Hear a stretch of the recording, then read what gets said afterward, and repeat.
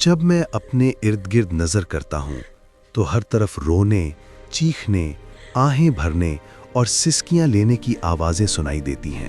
ساری دنیا ماتم اور آہوزاری سے بھری پڑی ہے۔ ہر روز پھٹنے والے بم معصوموں کا بہتا ہوا لہو دکھاتے ہیں۔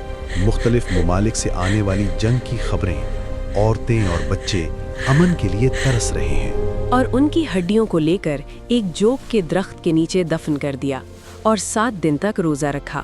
روزوں کے ایام ہمیں یاد دلاتے ہیں کہ میرے روزے کا مقصد کیا ہونا چاہیے۔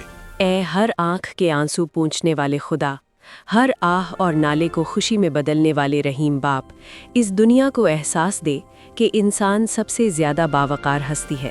یہ دعا مانگتا ہوں تیرے پیارے بیٹے اور تسلی دینے والے یسوع مسیح کے نام پر، آمین۔ آج میں کسی دکھی کے گھر جا کر اس کو تسلی دوں گا اور اس کے دکھوں میں شریک ہوں گا۔